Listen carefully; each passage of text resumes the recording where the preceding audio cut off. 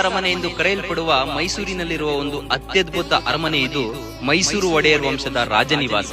ಈ ಮೈಸೂರು ಅರಮನೆಯನ್ನ ಎಷ್ಟು ಬಾರಿ ಕಟ್ಟಲಾಯಿತು ಅಂತ ನಿಮಗೆ ಗೊತ್ತಾ? ಒಡೆಯರ್ ಅರಸರು ಸ್ಥಾಪನೆಯಾದ ಕೆಲವು ವರ್ಷಗಳಲ್ಲಿ ಒಂದು ಅರಮನೆಯನ್ನು ಕಟ್ಟಿಸುತ್ತಾರೆ. 1638ರಲ್ಲಿ ರಣಧೀರ ಕಂಠೀರವ ನರಸರಾಜ ಒಡೆಯರ್ ಕಾಲದಲ್ಲಿ ಅದಕ್ಕೆ ಸಿಡಿಲು ಬಡಿದು ನಾಶವಾಗುತ್ತೆ.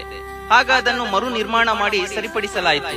ಆದ್ರೆ ಕೆಲ ವರ್ಷಗಳ ನಂತರ ಆ ಅರಮನೆ ಪೂರ್ತಿ ಹಾಳಾಗಿದ್ದರಿಂದ ಮುಂದೆ 1803ರಲ್ಲಿ ಮುಮ್ಮಡಿ ಕೃಷ್ಣರಾಜ ಒಡೆಯರ್ ಕಾಲದಲ್ಲಿ ಮರ ಮತ್ತು ಇಟ್ಟಿಗೆಗಳಿಂದ ಮತ್ತೊಂದು ಅರಮನೆಯನ್ನು ನಿರ್ಮಿಸಲಾಯಿತು. ಆದರೆ ರಾಜಕುಮಾರಿ ಜಯಲಕ್ಷ್ಮೀರವರ ಮದುವೆಯ ಸಂದರ್ಭದಲ್ಲಿ ಇದ್ದಕ್ಕಿದ್ದಂತೆ ಬೆಂಕಿ ಬಿದ್ದು ಅರಮನೆ ಸುಟ್ಟು ಹೋಗುತ್ತದೆ.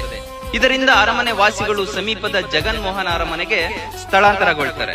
ಇದಾದ ನಂತರ ಮುಂದೆ ಒಂದು ವಿಭಿನ್ನವಾದ ಅರಮನೆಯನ್ನು ನಿರ್ಮಾಣ ಮಾಡಲು ಬ್ರಿಟಿಷ್ ವಾಸ್ತುಶಿಲ್ಪಿಯಾಗಿದ್ದ ಹೆನ್ರಿ ಇರ್ವಿನ್ ರವರನ್ನು ನೇಮಕ ಮಾಡಲಾಗುತ್ತದೆ.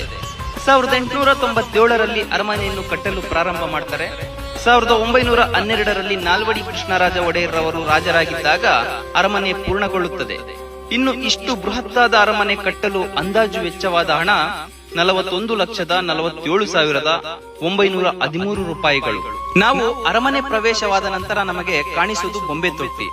ಪ್ರಪಂಚದ ನಾನಾ ರೀತಿಯ ಚಿನ್ನ, ಬೆಳ್ಳಿ, ಅಮೃತಶಿಲೆ, ದಂತಗಳಿಂದ ಮಾಡಲ್ಪಟ್ಟ ಅನೇಕ ಬಗೆಬಗೆಯ ಬೊಂಬೆಗಳು ಕಾಣಿಸುತ್ತವೆ. ಹಾಗೂ ಅರಮನೆಯಲ್ಲಿರುವ ಆನೆಯ ತಲೆಗಳು ನಿಜವಾದ ಆನೆ ತಲೆಗಳಾಗಿವೆ.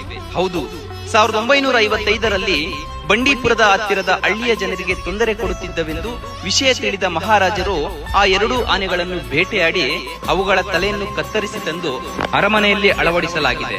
ಇನ್ನು ಅರಮನೆಯಲ್ಲಿ ವಿಶೇಷವಾದದ್ದೇನೆಂದರೆ ಚಿನ್ನದ ಅಂಬಾರಿ ಮೊದಲು ದಸರಾ ಹಬ್ಬಕ್ಕೆ ಸ್ವಯಂ ಮಹಾರಾಜರೇ ಕುಳಿತು ಮೆರವಣಿಗೆ ಮಾಡಲಾಗುತ್ತಿತ್ತು.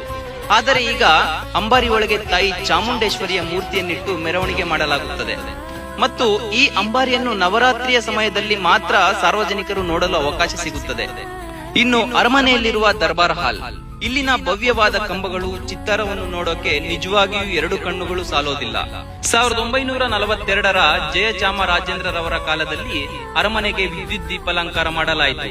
ಇಡೀ ಅರಮನೆಗೆ ಬರೋಬ್ಬರಿ 97,000ಕ್ಕೂ ಹೆಚ್ಚಿನ ಬಲ್ಬ್ಗಳನ್ನು ಅಳವಡಿಸಲಾಗಿದೆ. ಇಷ್ಟೊಂದು ವಿದ್ಯುತ್ತನ್ನು ಅರಮನೆಯಲ್ಲಿ ಬಳಸುತ್ತಿರುವುದರಿಂದ ಪ್ರತಿ ವರ್ಷ 80 ಲಕ್ಷಕ್ಕೂ ಅಧಿಕ ಕರೆಂಟ್ ಬಿಲ್ ಬರುತ್ತದೆ. ಅಂದಿನ ರಾಜರು ಶತ್ರುಗಳಿಂದ ತಮ್ಮನ್ನು ತಾವು ರಕ್ಷಿಸಿಕೊಳ್ಳಲು ಮತ್ತು ಖಜಾನೆಯನ್ನು ಬಚ್ಚಿಡಲು ಅನೇಕ ಸುರಂಗಗಳನ್ನು ಕೊರೆಸಿದ್ರು ಅಂತ ಹೇಳಲಾಗುತ್ತೆ.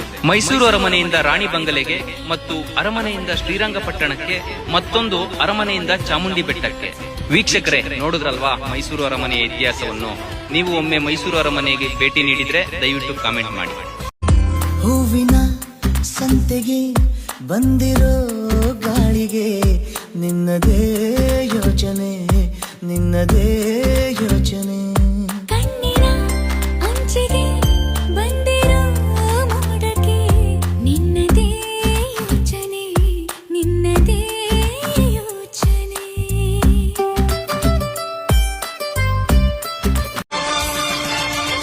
ದಸರಾ ಬೊಂಬೆ ನಿನ್ನನ್ನು ನೋಡಲು ನಮ್ಮೂರಿಂದ ಬಂದೆ ಕಣೆ.